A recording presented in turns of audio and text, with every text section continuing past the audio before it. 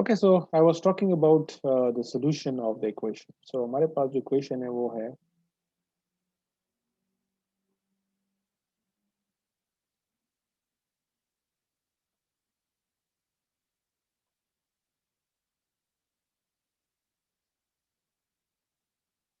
तो इसका जो solution है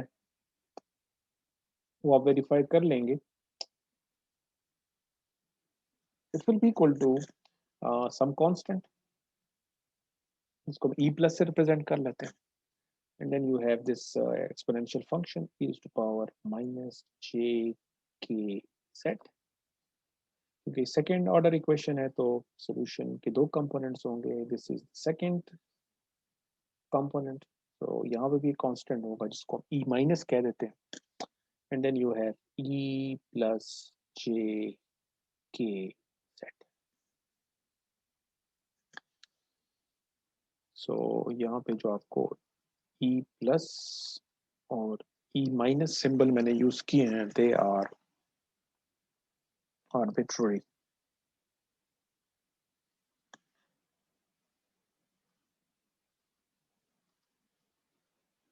एम्पलीट्यूड कांस्टेंट्स. सो ये हमारे पास वेव इक्वेशन का एक सोल्यूशन आ गया.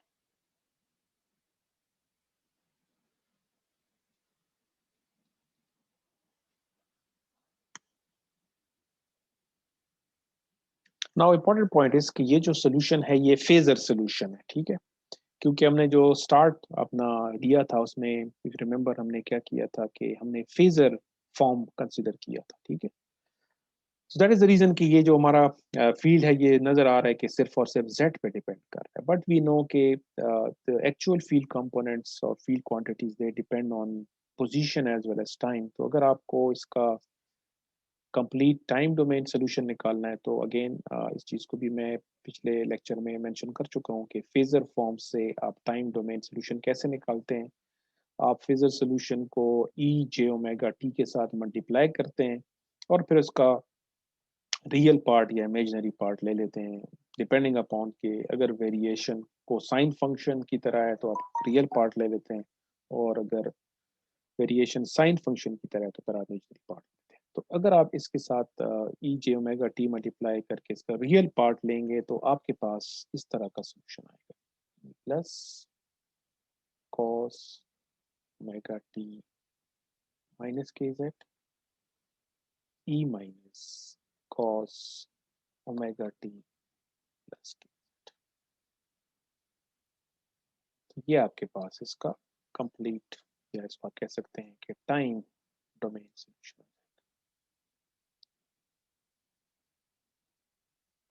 और ये सोल्यूशन कौन सा सोल्यूशन है, इसको हम कहते हैं phasor solution. Now as I mention कि मैथमेटिकली तो आप किसी भी डिफरेंशियल इक्वेशन का सोल्यूशन निकाल लेते हैं. You always end up with some constant जहाँ पे हमने इसको ई प्लस और ई माइनस से प्रेजेंट किया. But what is the interpretation of this solution. इस सोल्यूशन को हम from wave point of view किस तरह एक्सप्लेन करेंगे. तो पहला तो पार्ट ये है कि दिस वन, ये जो देयर आर टू पोर्शंस. एक तो सोल्यूशन का ये पार्ट है और एक सोल्यूशन का ये पार्ट है.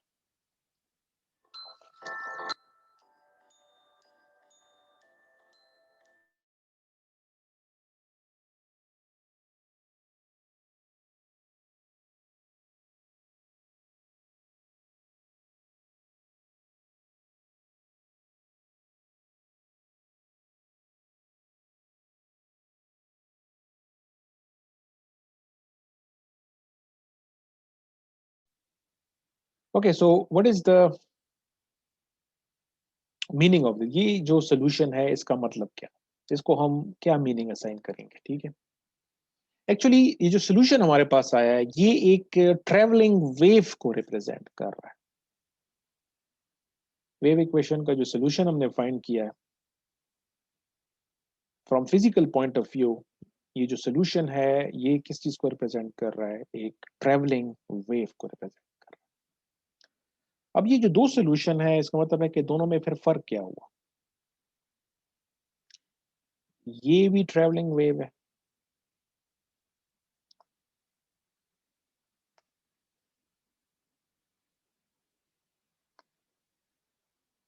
और ये भी ट्रैवलिंग वेव है। डिफरेंस क्या है कि जो फर्स्ट कंपोनेंट है ये रिप्रेजेंट कर रहा है एक ट्रैवलिंग वेव को जो कि प्लस जेड डायरेक्शन में ट्रेवल कर,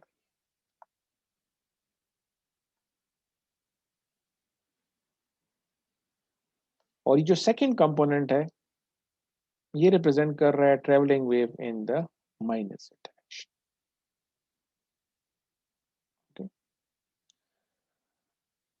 जस्ट 1 minute, ओके।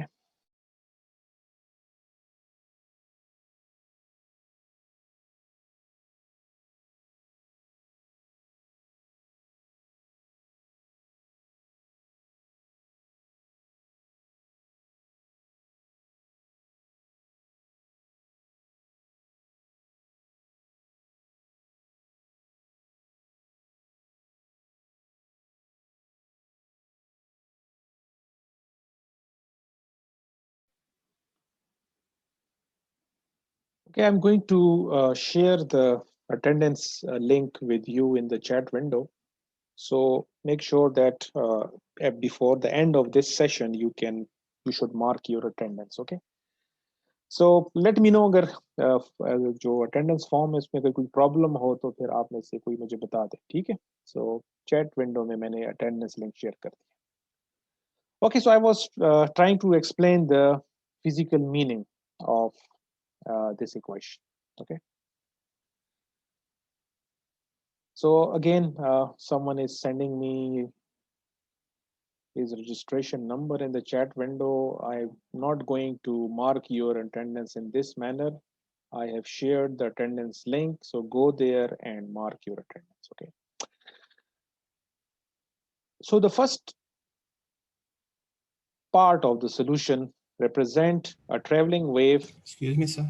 जी जी सर ये अटेंडेंस लिख तो सर क्लिक कर दे लेकिन सर काम नहीं कर रहा है। क्या आ जाता है? कोई कह रहा है, can you specifically tell me कि क्या हो जाता है, तो फिर मैं बेटर प्रॉपर समझ सकूंगा कि क्या इशू है। सर नो सर क्लिक करता हूँ सर लेकिन ओपन कोई विंडो नहीं होता है सर, लिंक पे क्लिक करते हैं। जी, can the remaining student confirm this problem के बाकी के पास भी ये प्रॉब्लम आ रहा है जी? जो लिंक मैंने शेयर किया है इसको ओपन करने से क्या होता है जी? मैंने सबमिट कर दिया सर। नो सर काम कर रहा है सर। बस ये इसका मतलब है कि जो प्रॉब्लम है ये आपके एंड पे है, ठीक है ना? इसको किसी और ब्राउजर में आप ओपन कर लें, अपना डिफॉल्ट ब्राउजर जरा चेंज कर दें, ठीक है? Okay, so let's continue and finish today's lecture. So ये जो वेव इक्वेशन का सोल्यूशन है, I am trying to give it physical meaning. So जो फर्स्ट कंपोनेंट है वो प्लस जेड डायरेक्शन में एक वेव ट्रेवल कर रही है, उसको रिप्रेजेंट कर रहा है, और जो दूसरा कंपोनेंट है ये वो नेगेटिव जेड को रिप्रेजेंट कर रहा है। नाउ द इम्पोर्टेंट पॉइंट इस कि इसको आपने इस तरह अंडरस्टैंड कर लेना है कि आपको नजर आ रहा है कि फर्स्ट कंपोनेंट में यहाँ पे माइनस के जेड है, यहाँ पे है माइनस, लेकिन यू कैन सी कि इसका ताल्लुक प्लस सेट के साथ है। दूसरे कंपोनेंट में यहाँ पे प्लस है लेकिन इसका ताल्लुक नेगेटिव सेट के साथ है, ठीक है? इसको आप एक और डिफरेंट तरीके से भी अंडरस्टैंड कर सकते हैं कि इसमें दो चीजें, एक तो आपको नजर आ रहा है कि टाइम फैक्टर है, तो ये wave with respect to time ये ट्रेवल कर रही है, और साथ में यहाँ पे आपको जेड भी नजर आ रहा है, इसका मतलब है कि विद रिस्पेक्ट टू स्पेस भी ये ट्रेवल कर रही है, ठीक है ना? सो अगर हम इसको इस पॉइंट ऑफ व्यू से देखें कि let me go move to the second slide. तो हमारे पास जो फंक्शन है वो है omega T minus K Z, और दूसरे में है omega T plus K Z. अगर मैं इसको just to give it a visual representation कि आपके पास एक वेव है जो कि इस तरह ट्रेवल कर रही है, ठीक? इस वेव के ऊपर अगर मैं कोई पॉइंट सेलेक्ट कर दूं, कोई लेट्स से कि ये point and I want to track its movement, ठीक है, ये मेरे पास एक पॉइंट है, इसकी मूवमेंट को मैं ट्रैक करना चाह रहा हूँ, ठीक है।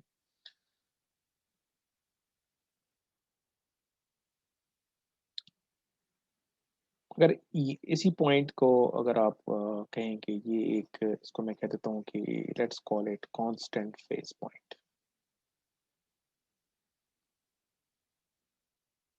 ये एक पॉइंट है जो कि मूव कर रहा है लेकिन इसका फेस कांस्टेंट है। इट मींस कि अगर आप देखें ये पॉइंट है, ये पॉइंट यहाँ पे भी है, तो अगर आप देखें ये पॉइंट मूव करके यहाँ पे आ चुका है लेकिन इसका फेस अभी भी वही है।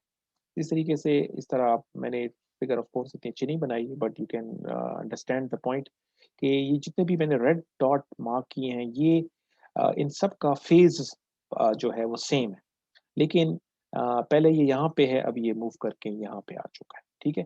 तो अगर मैं इसका फेज देखूं तो ये इसके फेज की वैल्यू है, ठीक है। तो मैं अगर इसको कह लेता हूँ कि omega T minus K Z equal to constant, ठीक है। इसका अगर आप डेरिवेटिव ले लें दोनों साइड का विद रिस्पेक्ट टू टाइम,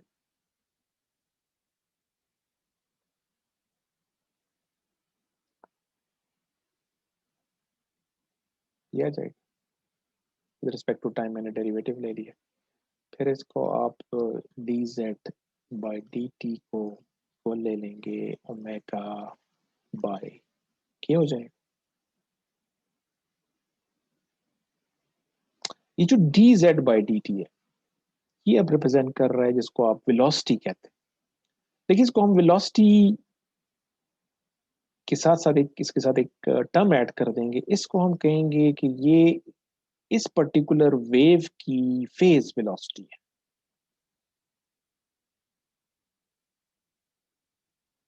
जिसको फिर हम रिप्रेजेंट करते हैं किस सिंबल से, v with a subscript p।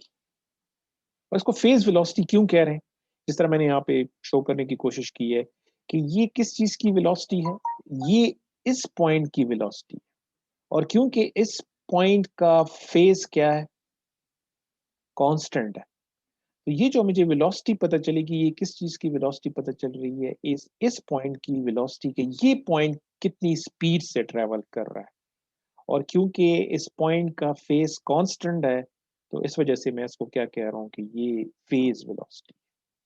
तो हमने एक इंपॉर्टेंट रिलेशनशिप इससे डिराइव कर ली कि किसी भी इलेक्ट्रोमैग्नेटिक वेव की फेज वेलोसिटी किसके बराबर होती है, ओमेगा डिवाइडेड बाय के।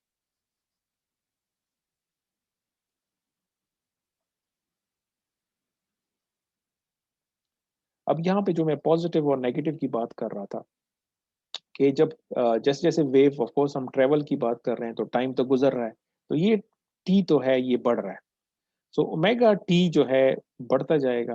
तो अगर मैं चाहता हूँ कि omega T minus K Z इसकी जो वैल्यू है कांस्टेंट रहे, तो मुझे जेड को भी बढ़ाना पड़ेगा। जैसे जैसे टाइम बढ़ता जा रहा है तो ओमेगा टी बढ़ता जाएगा, लेकिन omega T minus K Z है, तो मैं चाहता हूँ कि omega T minus K Z जो है वो क्या चीज़ आनी चाहिए मेरे पास, कांस्टेंट आना चाहिए। तो उसकी मैं ये मैं क्या कर रहा हूँ कि क्या कह रहा हूँ कि इसका मतलब है कि z को क्या होना पड़ेगा, इंक्रीज करना पड़ेगा। इसका मतलब है कि वेव को पॉजिटिव z डायरेक्शन में ट्रेवल करना पड़ेगा, तब जाके omega T minus K Z constant. इस केस में देखिए, इस केस के बारे में ये भी ट्रेवलिंग वेव है, तो टाइम जो है, जब wave as time is, we can not stop the time, so time तो बढ़ रहा है, तो ओमेगा टी फैक्टर बढ़ता जाएगा प्लस के जेड। अब plus omega T plus K Z constant आना चाहिए। इसका मतलब है कि जेड को क्या करना पड़ेगा, कम करना पड़ेगा। कम करने का मतलब है कि यहाँ पे माइनस होगा, तो माइनस कैसे होगा कि वेव किस डायरेक्शन में ट्रेवल करेगी, माइनस जेड है, ताकि omega T plus K Z किसके बराबर आ जाए, हमेशा किसके बराबर आ जाए, कांस्टेंट के बराबर। तो ये जो मैं आपको बता रहा था कि जहाँ पे माइनस साइन है इसका मतलब है कि ये पॉजिटिव जेड ट्रेवलिंग वेव है, और जहाँ पे प्लस आ गया है उसका मतलब है कि ये नेगेटिव ट्रेवलिंग वेव। ठीक हो गया। अब इसको एक और केस भी हम देख लेते हैं, क्योंकि हम के को भी डिफाइन कर चुके हैं। हमारे केस में के को हमने किसके बराबर लिया था, ओमेगा म्यू एप्सिलॉन के बराबर लिया था। ठीक हो गया। इसका मतलब है कि फेज वेलोसिटी किसके बराबर हो जाएगी, ओमेगा बाई के है। सो फेज वेलोसिटी हमारे पास इसके,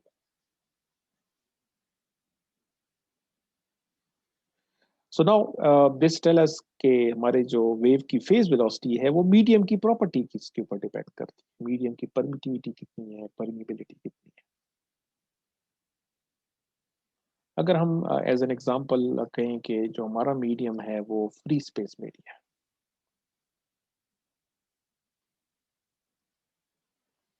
then we know that mu जो है म्यू नॉट के बराबर होगा, एप्सिलॉन एप्सिलॉन नॉट के बराबर होगा। तो ये वैल्यूज अगर आप इस इक्वेशन में पुट करें,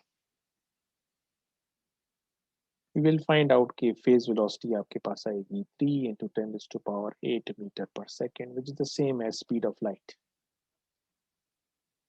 So in free space media, phase velocity is the same as speed of light.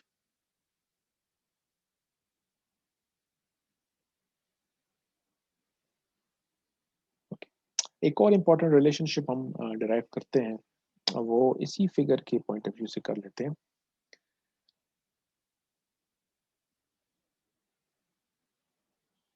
Yes, let's assume कि ये जो point है इसका phase की value है ओमेगा t minus kz। ये point move करके यहाँ आ चुका है।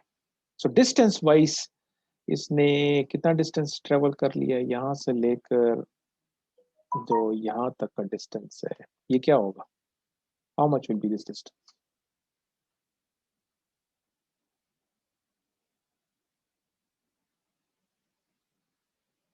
इस पॉइंट से इस पॉइंट तक कितना डिस्टेंस है ये, omega T minus K Z minus omega T minus K Z plus lambda, lambda sir इसके लेमडा के बराबर ये है। लेमडा है ना, ठीक है ना। ये यहाँ पॉइंट जब यहाँ से यहाँ चला गया तो कितना डिस्टेंस इसने एक्स्ट्रा कवर किया, जेड कवर किया, सॉरी लेमडा कवर किया, ठीक हो गया। इसको मतलब है कि इस पॉइंट के लिए आप क्या लिख सकते हैं,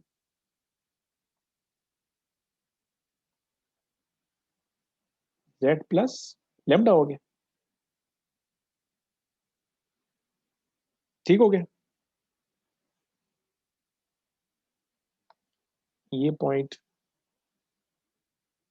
ये लिख दिया मैंने और ये लिख दिया। यू कैन सी कि मैंने z को कितना चेंज कर दिया, यहाँ पे अगर ये z है तो ये z प्लस लेमडा हो गया। अब इस पॉइंट और इस पॉइंट का जो डिफरेंस होगा, फेज वाइज जो डिफरेंस होगा वो किसके बराबर होगा, अगर मैं omega T minus K Z को माइनस करूं omega T minus K Z plus lambda, तो ये किसके बराबर होना चाहिए, 2 पाई 2 पाई। फेज डिफरेंस ऑफ कोर्स जो आपके पास पॉइंट है वो फिर उसी जगह पे आ चुका है, ओवरऑल इसने 360 डिग्री या 2 पाई डिफरेंस। तो ये दैट इज द रीजन कि इसको मैं क्या कह रहा हूँ, कांस्टेंट फेज कह रहा हूँ। Phase has been changed by 360 degree और 2 pi radian, but it's the same thing. Okay, so ये आ गया। इसको अगर आप सब्ट्रैक्ट करेंगे तो क्या रिलेशनशिप आएगी फाइनली, ये आपके पास के साथ कैंसिल हो जाएगा। इसके अलावा ये के जेड भी कैंसिल आउट हो जाएगा, so you will end up with k lambda is equal to 2 pi.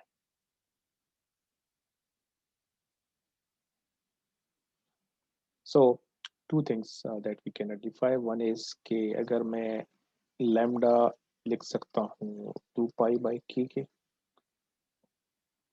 या k को आप लिख सकते हैं 2 pi by lambda।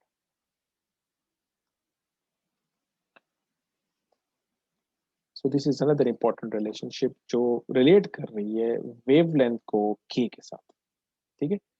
की को यहाँ पे जो इफ यू रिमेंबर मैंने इसको डिफरेंट नाम दिए थे, इस कंटेक्स्ट में इसको हम इट्स एप्रोप्रिएट कि इसको हम कहते थे कि ये वेव नंबर है, के जो है वेव नंबर। और अब आप आपको इसकी यूनिट्स का भी पता चल रहा होगा कि के जो है ये रेडियंस है और वेवलेंथ मीटर में है, तो वेव नंबर की जो यूनिट्स हैं वो क्या होते हैं, रेडियंस पर मीटर। कि अगर एक वेव पर मीटर डिस्टेंस ट्रेवल करे तो उसका फेस कितना चेंज होगा, that is what we called as wave number. तो इस वजह से आपको नजर आ रहा है कि 2π/λ। अब आपको यहाँ पे इसका कंटेक्स्ट भी समझ आ चुका होगा कि इस इक्वेशन में आप देख रहे हैं कि आपका जो टी है, टी टाइम जो है ओमेगा के साथ मल्टीप्लाई हो रहा है और जेड जो है वो के के साथ मल्टीप्लाई हो रहा है। तो अगर आप देखें जब हम के को जेड के साथ मल्टीप्लाई करते हैं, अब के किसके बराबर है, जिस तरह मैंने कहा अभी निकाल लिया हमने कि K is always equal to 2π/λ into Z. So it means ये Z is going to tell us कि इसका फेस कितना चेंज होगा। z इन टर्म्स ऑफ, अगर हम z जो है डिस्टेंस है, अगर वो लैम्डा के बराबर हो जाए तो वी ऑल नो कि अगर एक वेव लैम्डा डिस्टेंस ट्रेवल करे उसका फेस कितना चेंज हो जाता है, 2π। अगर एक वेव है और उसने λ/2 डिस्टेंस ट्रेवल किया है तो मैंने z की जगह λ/2 पुट कर लिया, तो यू कैन क्लियरली सी कि वेव का फेस कितना चेंज होगा, पाई चेंज होगा।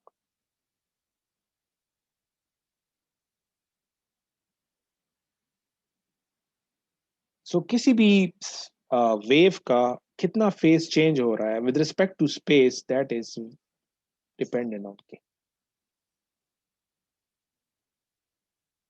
की वैल्यू जितनी ज्यादा होगी इसका मतलब है कि वेव का फेज बड़ा तेज चेंज हो रहा है।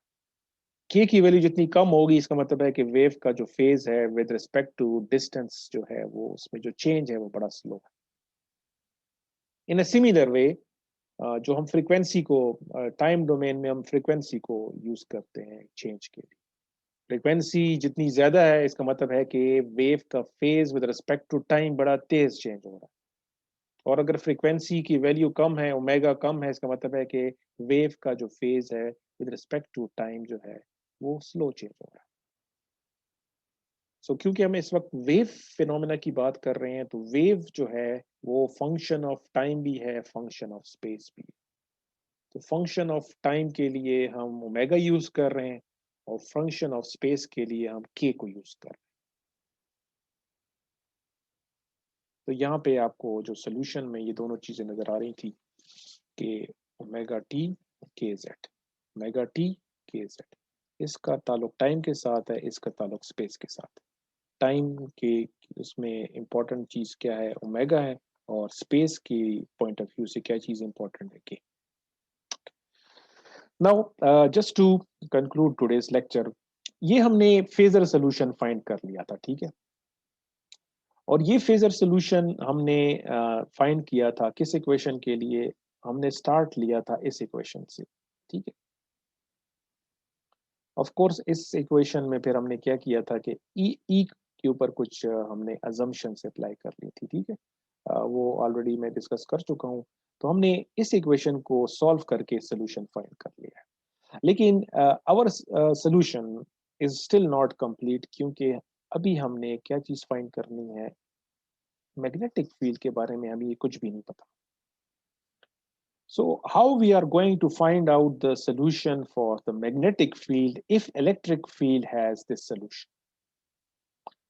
So if you remember, going back to the start, हमने क्या किया था, हमने मैक्सवेल की दो इक्वेशंस लिखी थी, मैक्सवेल की जो दो कर्ल इक्वेशंस लिखी थी, उन दोनों इक्वेशंस में दो अननोन्स थे, तो उनको हमने ट्रांसफॉर्म कर लिया था either in terms of E और either in terms of H, और ये वो इन टर्म्स ऑफ E की equation.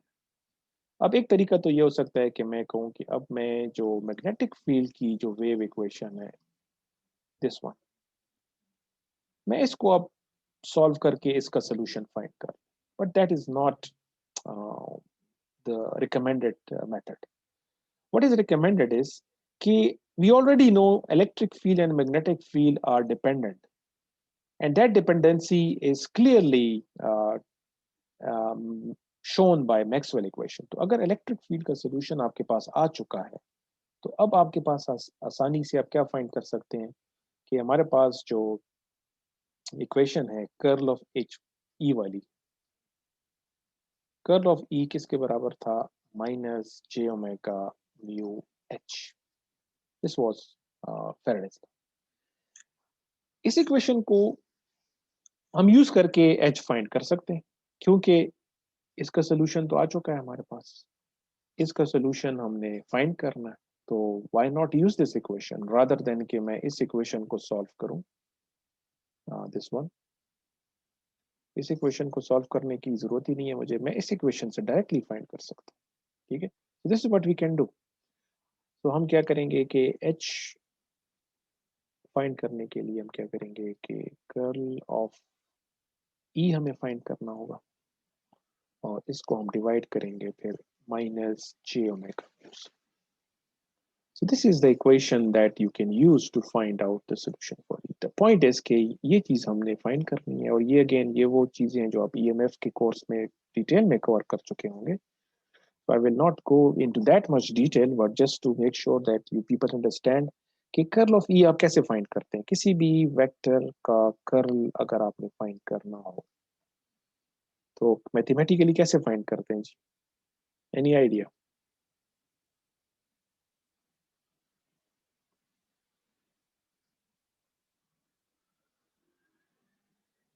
Mathematically curl of any vector quantity कैसे फाइंड करते हैं आप लोग?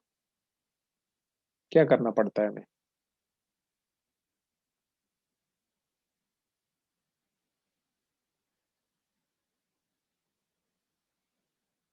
No one can answer this question.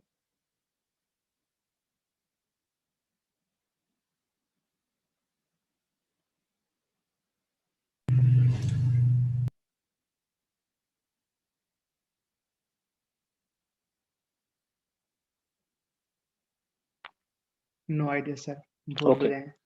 Okay, तो दिस इज आपको सिंपल एक डिटर्मिनेंट सॉल्व करना पड़ता है।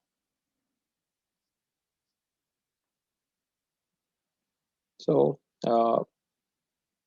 Unit vector x, unit vector y, unit vector z, d by dx, d by dy, d by dz, और फिर इस वेक्टर के आप कंपोनेंट लिखते हैं, जैसे ex कितना है, ey कितना है, ez कितना है, इसको एक्सपेंड करना है आपने।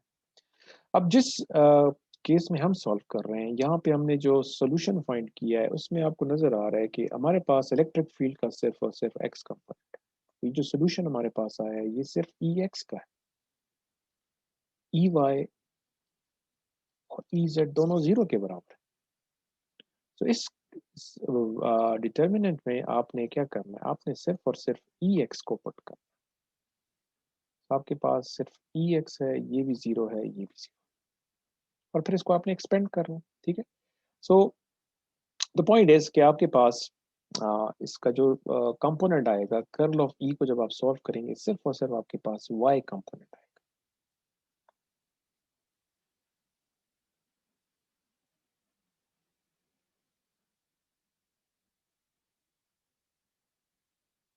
और ये किसके बराबर होगा? It will be simply derivative of E X with respect to Z.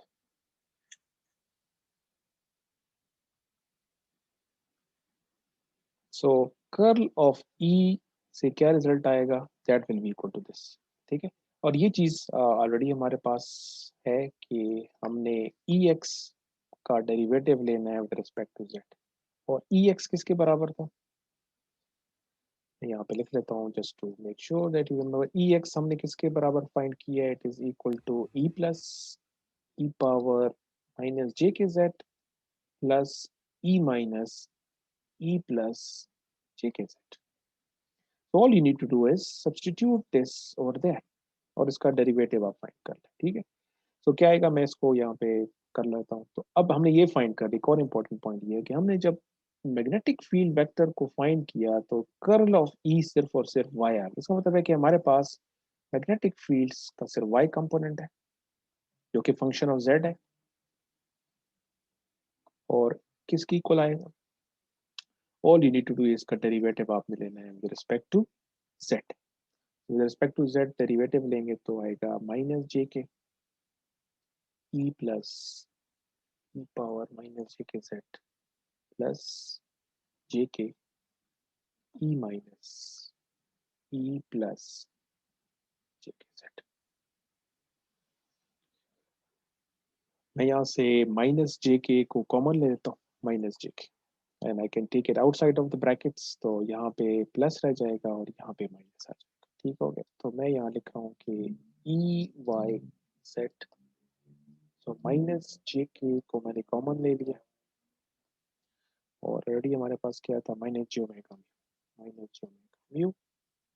So within brackets आपके पास रह गया E plus E power minus J K Z, minus sign रह जाएगा E power minus and E plus J K Z. Let me check कि ये मैंने सही किया। यस, ओके, सो माइनस जे के को मैंने कॉमन ले लिया तो आपके पास ये सॉल्यूशन आ गई। यहाँ पे आप माइनस जे के कैंसिल आउट हो गया, तो आपके पास रह गया के डिवाइडेड बाय ओमेगा यू और ई plus E power minus J K Z ई power minus E plus J K Z. ये आपके पास मैग्नेटिक फील्ड का सॉल्यूशन आ गया। इसको फाइनल एक फॉर्म में कन्वर्ट कर लेते हैं, that will B end of today's lecture. ये जो के है इसको आप शिफ्ट कर लें डिनोमिनेटर, तो ये हो जाएगा 1/1 ओमेगा, और ये जो आपके पास है ओमेगा म्यू डिवाइडेड बाय के, this is another important parameter of electromagnetic wave, और इसको हम कहते हैं, इसको हम ईटा से रिप्रेजेंट कर लेते हैं। So let eta is equal to omega mu by K. तो ये डिनोमिनेटर में जो फैक्टर है इसको मैंने ईटा से रिप्रेजेंट कर दिया। और ईटा क्या चीज है, इसको हम कहते हैं इंट्रिंसिक इम्पिडेंस।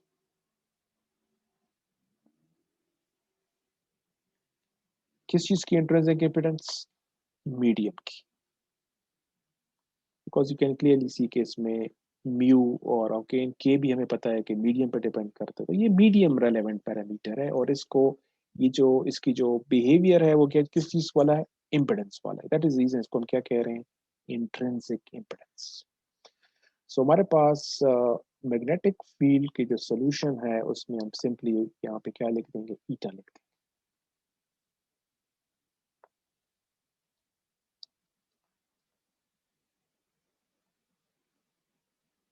सो ये हमारे पास फाइनल एक सोल्यूशन का फॉर्म आ गया।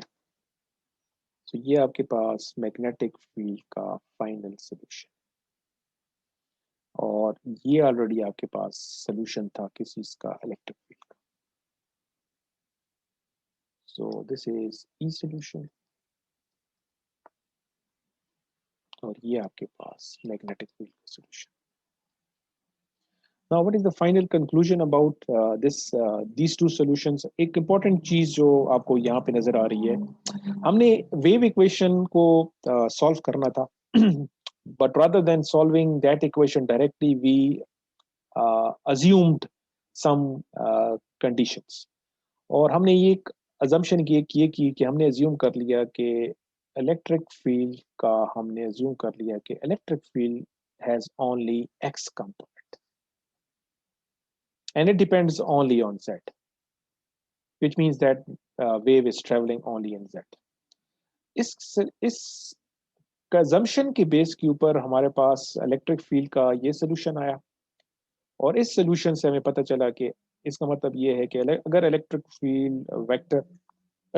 फील्ड वेक्टर सिर्फ उसका एक्स कंपोनेंट है और वो सिर्फ जेड पे डिपेंड कर रहा है, इसका मतलब है कि इलेक्ट्रोमैग्नेटिक वेव जो है या तो प्लस जेड डायरेक्शन में ट्रेवल कर रही है या फिर नेगेटिव जेड डायरेक्शन में। और फिर हमने ये देखा कि ये जो वेव है इसके साथ जो एसोसिएटेड मैग्नेटिक फील्ड है उसका बिहेवियर हमने ये देखा कि मैग्नेटिक फील्ड जो होगी वो वाई डायरेक्शन में होगी। सो हमारे पास एक इम्पॉर्टेंट वेव प्रोपगेशन इफेक्ट आ गया कि इलेक्ट्रिक फील्ड एक्स डायरेक्शन में ट्रेवल कर रही है, मैग्नेटिक फील्ड वाई डायरेक्शन में ट्रेवल कर रही है, और इलेक्ट्रोमैग्नेटिक वेव जेड डायरेक्शन में ट्रेवल कर रही है। So all of these three are mutually perpendicular. Electric field vector is along x direction, magnetic field is along y direction, and wave is propagating along z direction. So इसको मैं graphically इसको अगर मैं show करूँ कि what I am saying is कि ये electric field vector है, ये मैग्नेटिक फील्ड वेक्टर है, और वेव इस तरह प्रोपगेट कर रही है। So all of them are mutually perpendicular. इस किस्म की वेव को फिर हम क्या कहते हैं, TEM वेव, जो आप लोगों ने I don't know EMF course में पढ़ा होगा कि नहीं पढ़ा होगा, इसको हम कहते हैं TEM wave. So electric field vector, magnetic field vector, and direction of propagation are mutually perpendicular, and such type of wave is known as TEM wave. So in free space, in unguided media, wave will always propagate in this mode. Okay, so that's it for today's first lecture, online first lecture, but sequence wise this was our third lecture. Okay, any question? No sir. Okay, thank you very much. Sir ये excuse me sir, attendance sir मैंने response किया है sir, ये आपको send हुई है यानी sir? आपने उसमें थोड़ा जो मसला रहा था। लिंक जो मैंने शेयर किया, आप उस पे अपनी अटेंडेंस मार्क कर दें तो ऑटोमेटिकली मेरे पास आ जाए। ठीक, सर वो लिंक में तो हमने अपना रजिस्ट्रेशन नंबर मैंने सेंड कर दिया और अभी वो लिंक भी गायब हो गया है सर। तो बस वो सबमिट हो गया होगा ना, आपने वहाँ पे नाम लिखा होगा, रजिस्ट्रेशन नंबर लिखा होगा और सबमिट कर दिया होगा। That's it. ठीक, ठीक, thanks thanks sir thank, sir अल्लाह हाफिज। सर ओके जी जनाब। सर आपसे हमारी बात हुई थी यूनिवर्सिटी में सर, वो ग्रुप वाले सर, रिसर्च ग्रुप। सर मैंने मैसेज भी किया है सर, ईमेल